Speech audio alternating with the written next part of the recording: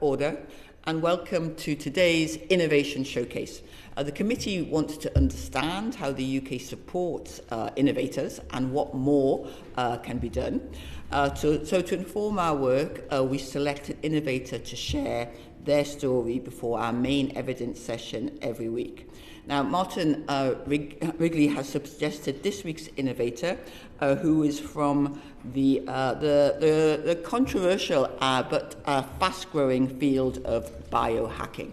And I'll hand over to Martin to introduce him. Thank you, Chair. I always had difficulty with the idea of planning and formally structured innovation. And most of my experience in big business has proved it less fruitful than hoped. We know that many innovations and discoveries come from unusual beginnings, be that superglue, bubble wrap, post-it notes, or even penicillin.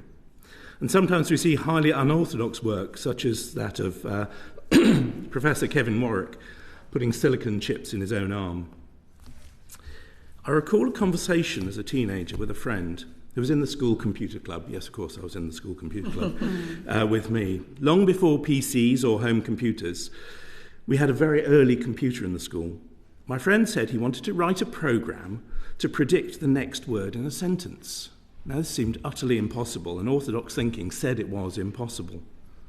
Fast forward to 20 years ago, some years before the iPhone, I found myself working on App Store rollouts for Orange across Europe with a former university friend and colleague, Ron John Nag. Ron John had made his first fortune by selling the SMS text prediction software to Motorola and settled down as a Silicon Tech Valley investigator. And today we have generative AI systems that predict complete speeches. So how wrong were we when I was a teenager? Working with Ron John, he told me he was now looking at what he was looking at next, aging and biohacking. And since then, I've followed with fascination the efforts of a good number of former tech entrepreneurs who have joined in the longevity search.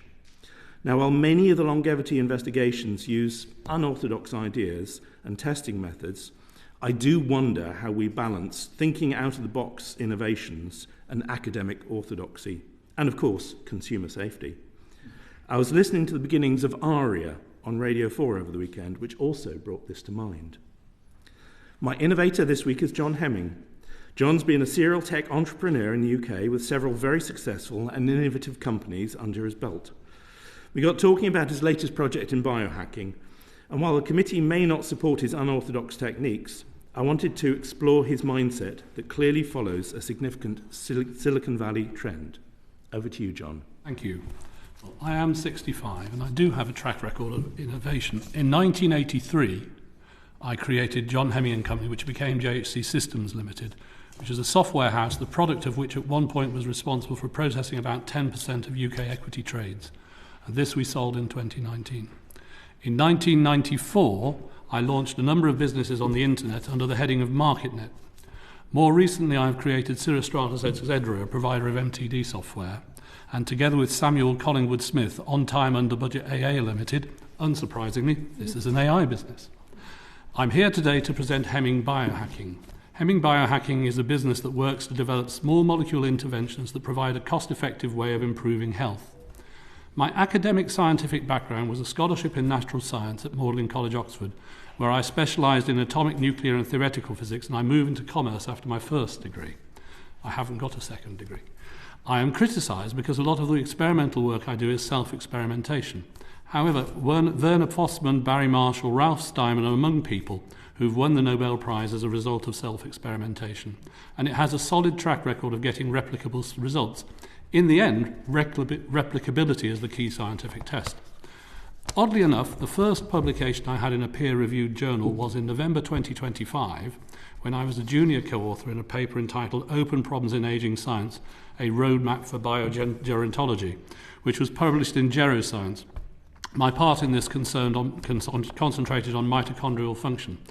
The underlying scientific thesis behind the company is one I presented at Imperial College also in November 2025 at a conference entitled Emerging Technologies for Healthy Aging and the Prevention of Non-Communicable Diseases. My presentation was entitled Aging a Feature, Not a Bug of Evolutionary Software, Arguments for Acetylation Being Upstream of Methylation. The time is not available to go into all the details of the molecular biology behind it. I have a website called Citrate Science and a YouTube channel, unsurprisingly, called John Hemming, which have further details for anyone interested, and I'm happy to do further presentations and ask any questions if that's useful. Obviously, I know I'm not answering questions here. The principle, however, is that within the nucleus of the cell there are splicing factors, histones and other proteins. By adding and removing acetyl groups to these proteins, there are changes to gene expression. The process of adding an acetyl group is called acetylation. What is interesting is that there are small molecules with the size of under 1 kilodalton that can be used to intervene in those pathways. These have well-known safety profiles, and it's essentially a question of managing the combinatory effect to improve health and well-being. A good example of how food can change gene expression is how royal jelly changes the gene expression of bees so that the queen is only the queen because she eats royal jelly. Around the world, there are many organisations that are working out how to handle the diseases of ageing, and at this stage I cannot be certain how much progress we have made, but given the nature of the geroscience hypothesis, it does look like a useful pathway to adopt. Interestingly, the main source of citrate in cells comes from mitochondria via a transport protein called the citrate carrier. It's quite interesting how the translocation of the ATP citrate lyase enzyme to the nucleus effectively maintains a separate pool of nucleoacetyl-CoA to maintain the acetylation of nuclear proteins. This then is linked to the state of the mitochondrial DNA as the membrane potential is reduced by the damage to the mitochondrial DNA, which occurs gradually over time. Interestingly, therefore, it is possible, and we don't have the time to go into the details, to see how this links to both neurodevelopment disorders and neurodegenerative disorders. And these are at least in part driven by the mitochondrial issue. Similarly, fertility is affected by mitochondria, as the process of follicular atresia can only go so far in terms of maintaining mitochondrial quality. Using small molecules has the advantage of there normally being a known safety profile. They are also not that expensive, as they are often molecules found as part of food and the normal metabolism. This is useful to the end user. However, it raises a problem in that the essential absence of IP rights, although I do have some patent applications going through the system, limits the availability of funds for complex regulatory processes. If the regulatory system was focused on safety and less concerned at the potential risks of expensive urine, then more progress could be made with small molecules.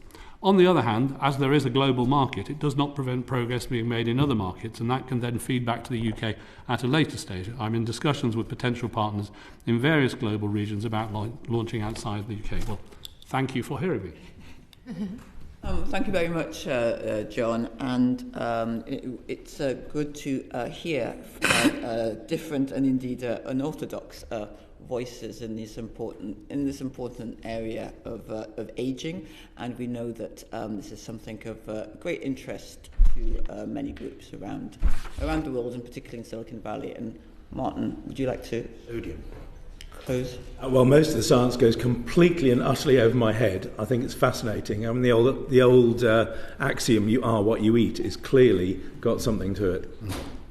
Thank you very much. I very quickly will say that my master's and my PhD was on ageing and neurodegenerative diseases, so I did follow the science. So I am actually quite interested to read up on it, and I can see Lauren is similar, so I wouldn't mind. I know some of you will follow the science, because I've looked at the CVs. So I think Parliament has got a bit more scientific since I was here, which is good. Only a bit. A copy of your speech would be lovely.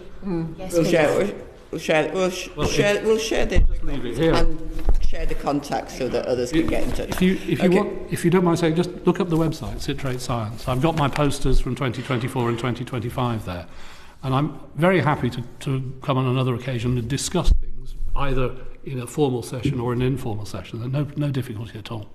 Great. Okay. Thank you very much. Thank you very much, John Hemming. Order.